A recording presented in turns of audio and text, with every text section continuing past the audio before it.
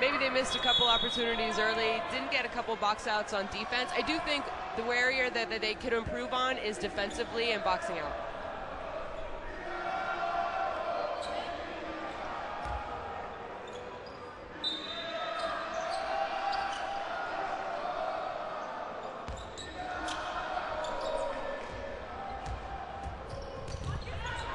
Second quarter action underway, and Yvonne Turner over to Dubé, and she knocks it in on the baseline. And you know, very rarely do you see a team that, you know, has 6 people already score in just the beginning of the second quarter, and Hungary's already done that. And like you said, they're very unselfish, and everyone can kind of play their role and do their part, and that's what we're seeing early in this game from Hungary. See Kuba still in the game.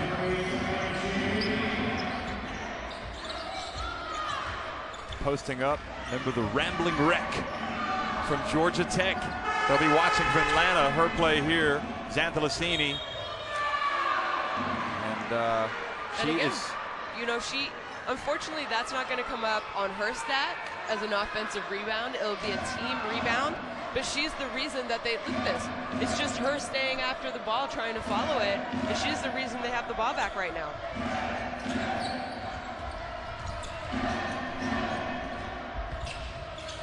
Dotto just over the head of Kuba.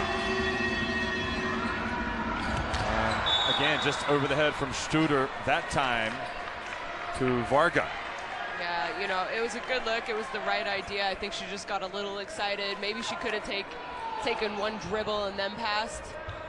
Well, maybe drew the defense a little bit more, because they did miss an opportunity there on a 2-on-1 fast break. It's a 9-point lead.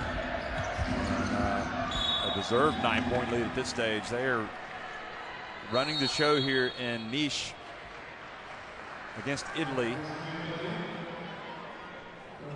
Italy will play Slovenia in a couple of days. Here's Romeo checking in, the naturalized player from Australia.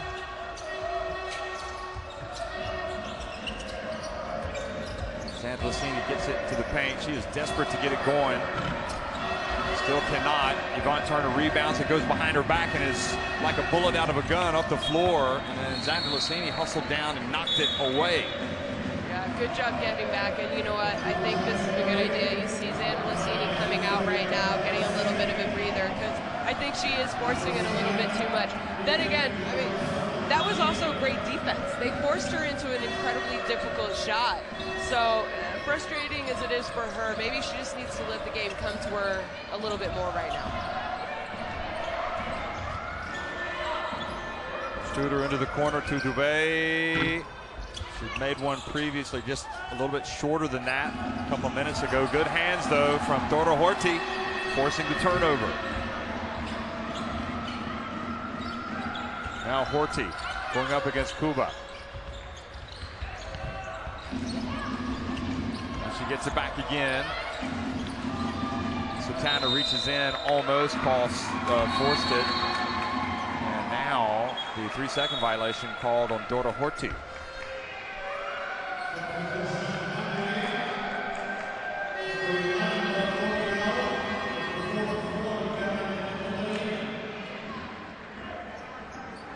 Bernadette Hattar comes back into the game. She had those 3 double-doubles in the qualifying, and you thought, well, you know, she's got the capacity to do it, but to do it on the stage that she did yesterday against Slovenia, now that was impressive.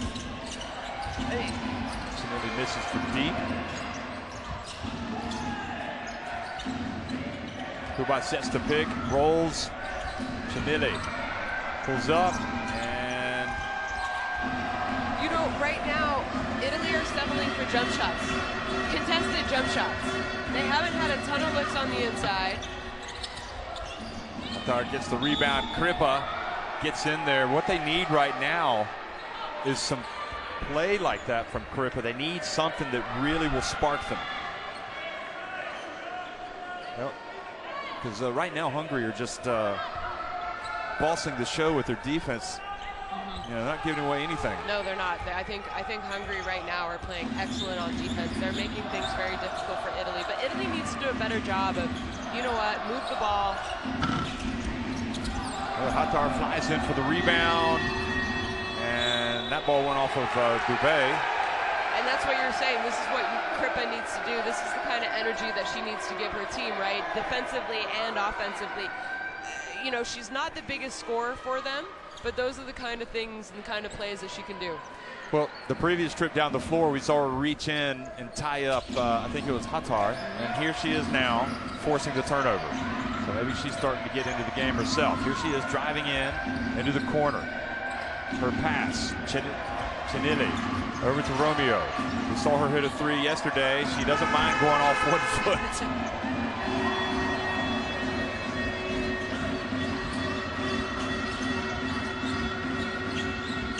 Oh, Turner.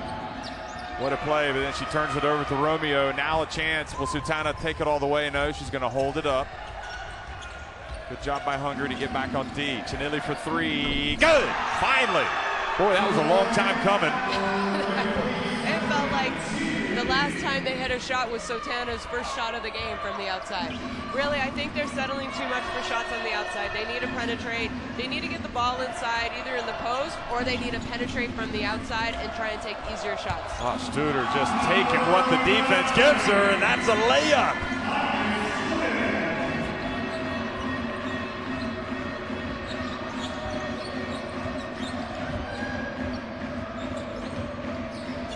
Here's Chinili again. That time it was short, but the effort knocks it over to Sultana. She misses. Kripa in there for the rebound. Whips it out to Romeo.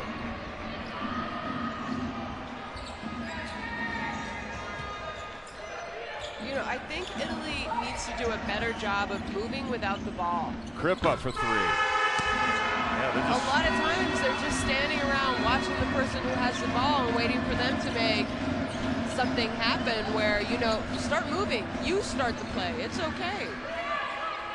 And again, settling for outside shots. They're not high percentage shots for them at the moment.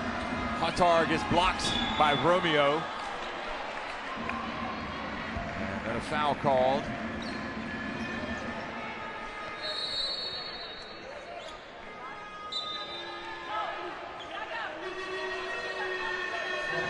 Hattar kind of had the ball slip out of her hands. Yeah.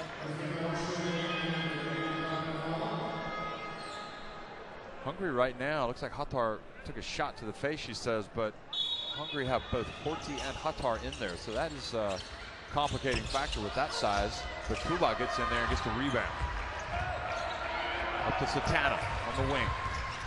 Hey, Crespi talked about this Italy team, how they have to play fast if they're going to be successful. The reach by Horthy.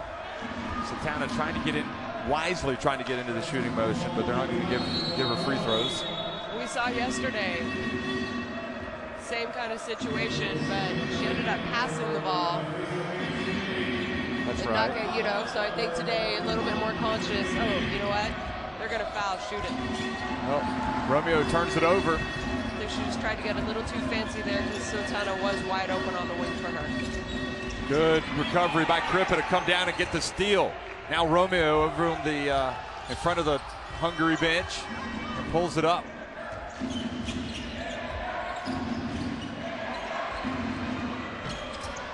Sandelicini back in. Oh no, that was Penna, excuse me. They are taking their jumpers. They really are. Horthy spins, goes up against Penna, and pulls her way in and gets an and one. I mean, they've already shot 15 threes, Italy. They're only 2 of 15, but they're only 3 of 15 from 2. And 2 of those were off of offensive rebounds by Cuba. So there were shots in the paint, and the rest of those shots have been outside shots, Jeff. Like it's not working.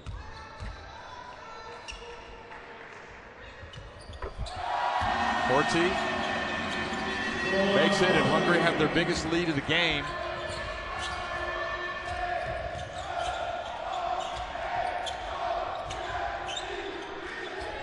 So 11 points is the biggest. And Italy in trouble here. They can't get it going on offense, and finally Satana makes a jumper, but you know, oh, and that was just a mental mistake. And we saw Hatar with a mental mistake yesterday, not getting back. Remember, ball was going to be an over the back. Here, she takes the ball out of bounds, and then here you'll see it. She actually has the ball out of bounds, so she goes to pass it, but walks inside. And it's a travel. I can honestly say I have never seen that one. Really? I've Oh, never yeah. seen that one. So you can't cross over the line. And Zandalicini punishes immediately with a jump shot. So that could be indeed a momentum-changing play, as Italy now trail by just 7. Horty going right at Penna. Just such a smart player. You know, Horty knows, she senses she's got an advantage, and she's going to town. Yeah. I mean, she has an advantage. She has a height advantage. She has a strength advantage. But she also has an experience advantage. And she knows that, you know, the Penna trying to guard her is not an easy task. Andre, young player, plays in Schio, not a lot of minutes, hasn't played a lot of minutes for this Italian team. She's just taking advantage of her opportunity, and it's because of that, it's experience coming out.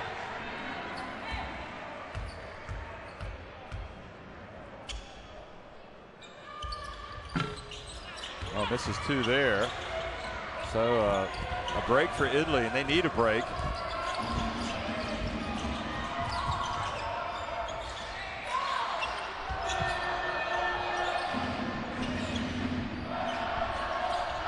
On the baseline, Zandalicini had just hit one there. Hatar with the rebound. And ball batted out of bounds.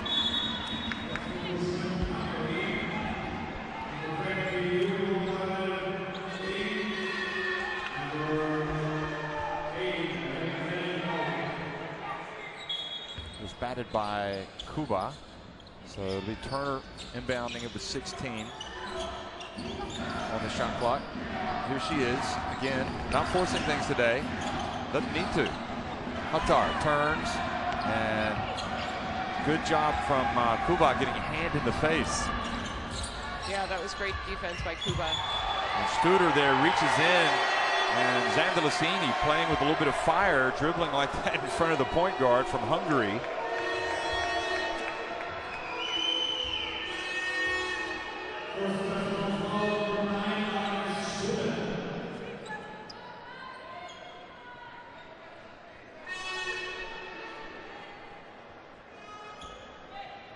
So the impressive Studer, she had a really good game yesterday. Picks up the foul. Penna. Another outside jump shot. It was a good shot. She was open. That shot, I don't mind. It wasn't contested, but still, one of the hardest shots in the game is a pull-up jump shot. Studer fakes. Okay, now it's going to be Turner. And good job boxing out there by Kuba. And interesting, you know, this Hungary team has been on top, but they have not lowered the boom. And you just wonder maybe if Italy might finally get it going here. We did see so many times yesterday.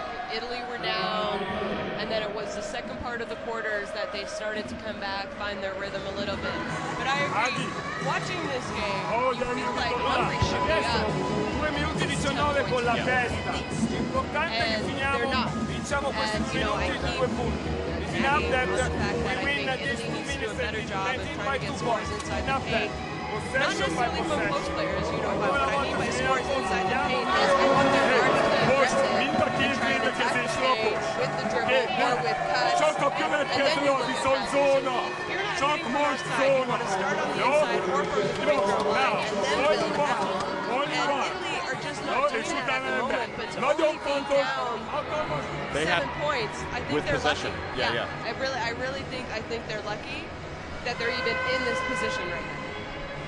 You know, and you might say that's because of the inexperience of Hungary to be able to take advantage of that great start that they had. I mean, they were dictating tempo. They were forcing Italy into tough shots, or at least shots. I think they've done an excellent job on Zandalicini individually, defensive-wise. You know, Zandalicini, she's only 1 for 8, 3 points. But they've also given up offensive rebounds to Italy. Italy has 11 offensive rebounds already in this game. That's enormous. I mean, to have most people get that throughout an entire game, 11, and they have it with 2 minutes remaining in the second quarter. So as good as their defense has been, Hungary, they're not finishing the play. You always say you want to finish your defensive possession, and doing that means getting the defensive rebound, and they haven't done that.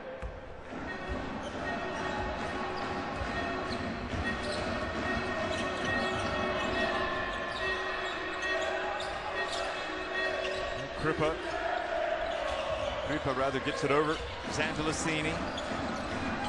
Now Romeo, she thought about launching it. Here she is, she's open, she's gonna launch it, and hey, wherefore art thou, Romeo? There you are. Now it's a 4-point game, incredibly.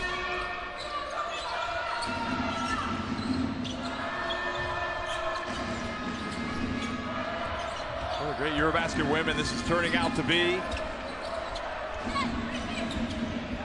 now it's called the FIBA Women's Eurobasket. I think they changed these names to keep us on our toes. Zandalicini. Nike FIBA Women's Eurobasket. Cellini. Go! Good! It's Cellini with the three-pointer, and unbelievably, Italy down 1. And now all the momentum with them. And the confidence. Absolutely incredible. But you know what? That started by a penetration. They were more aggressive to the basket. You see there by Zandalicini.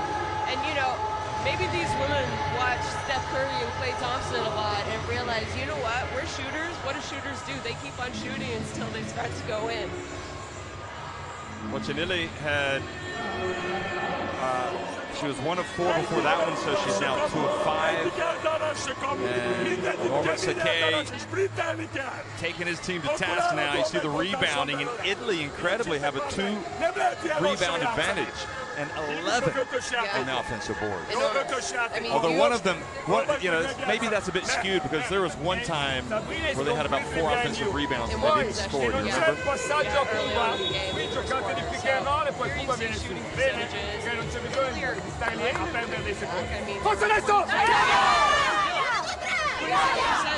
They're very lucky to only be down 1 while shooting 26%.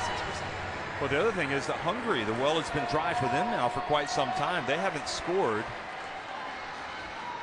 since the 3:55 mark. And this is where, after a timeout, if I'm Coach Norbert for Hungary, I kind of want the ball in the hands of Yvonne Turner near the end of the play. I want to see her coming off a couple screens and then receiving a non-ball either from Hatar or Horty. Oh, it is so difficult. Maybe Hatar is going to get more touches now. She's been not a great factor today. Here's Yvonne Turner fouled by Kripa. And that's exactly, you know, what they did. You saw Yvonne Turner set a down screen and then came off a cross screen from Hatar there. And this is the person who needs the ball in their hands because she's incredibly fast. It's difficult for anyone to go. That is not a bad foul, obviously, because they had one to give. But anymore, and Kripa that time almost nudged her out of bounds. Shot clock down to 1. Struder has to launch it from a long way out, and it did not hit the rim. So the shot, and there's Stojan Ivkovic, the coach of the Hungary men's team, and also works at the federation, so he's living and dying on every shot. He's even got his shoes off. It's hot in here.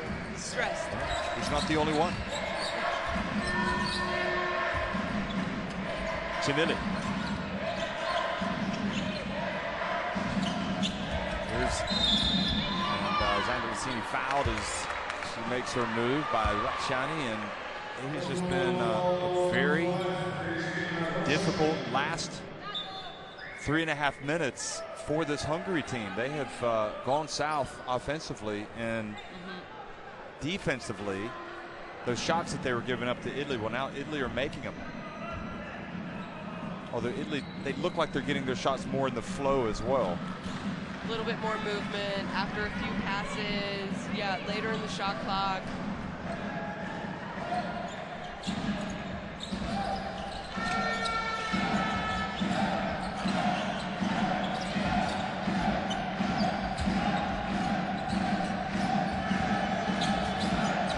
Romeo again off 1 foot and hits it.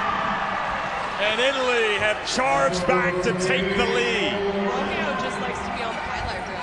I think she wants to make the top 5 plays at the end of every game here in this tournament. And the pass, the turnover, Crippa's got to launch it and doesn't have enough time, but Italy will settle for that. They have gone from trailing by 11 points to, with this shot from Romeo, taking the lead at halftime. Once again, Romeo from Adelaide, South Australia, puts the Italians in front. Forza Italia. I really, you know, Jeff,